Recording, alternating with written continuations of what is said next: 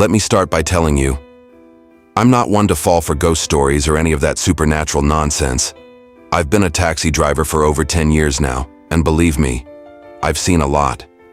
From drunks to lost tourists, from late-night partiers, to the occasional shady character slipping into my cab, nothing gets to me. I've driven through every corner of the city, day and night. I've even made deliveries for a couple of shady deals, and nothing shakes me. I'm a family man, a proud father to a little girl, and a husband to a beautiful wife. I don't have time for superstition. But trust me when I say, this story, it's not the kind of thing you just shake off. Every night, after I pick up my daughter from daycare, I head straight home to my wife, Laura. I don't like working late anymore, not after I became a father.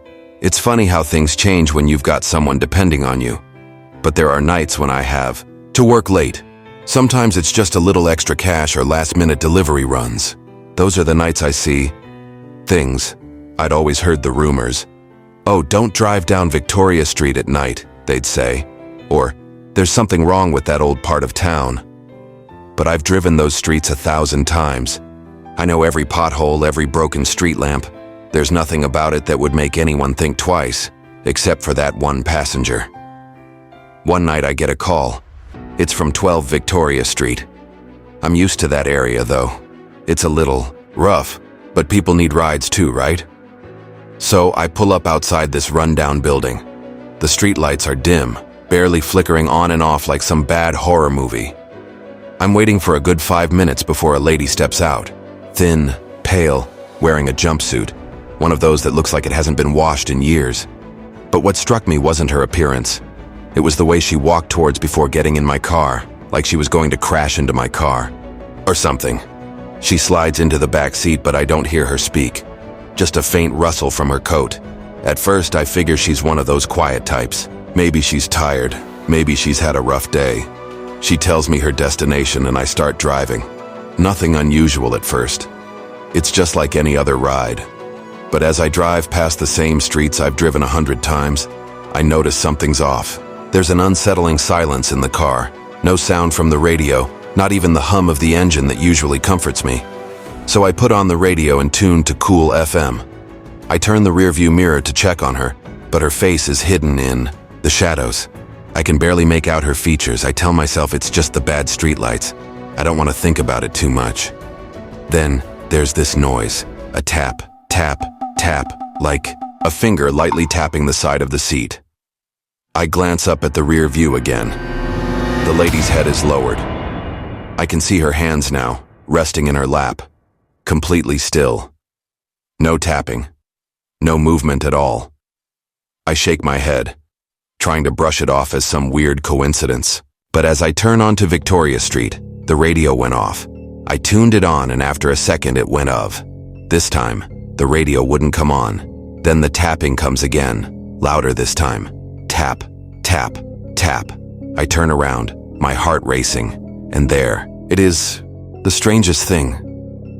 The lady's eyes are wide open, but there's no life in them. It's like she's not even looking at me. She's staring straight ahead into the darkness, and I swear to you, her lips curl into this twisted, hollow smile. I've never seen anything like it. Her face wasn't a normal one. "You all right, ma'am?" I ask, trying to break the tension. But she doesn't respond. Not a word. It's like she doesn't even hear me. At this point, I'm starting to feel uneasy. I start thinking about the stories I've heard about Victoria Street, but I laugh it off. This isn't some ghost story, right? I get to his drop-off point. This old warehouse. Nobody ever goes there anymore. It's been abandoned for years. But she doesn't get out. No, she just sits there. I can't take it. I ask her again. "Hey, this is your stop. You need to get out." Finally, she turns to face me. The smile is still there, but this time, her voice comes low and hollow. "I'm not getting out. You are." My stomach drops. I freeze. The air in the cab turns cold. I can see my breath. I'm thinking, I'm hearing things. It's just stress. Just stress. But then she moves. Not the way a person should. Her arms stretch out unnaturally far, and I feel this icy chill.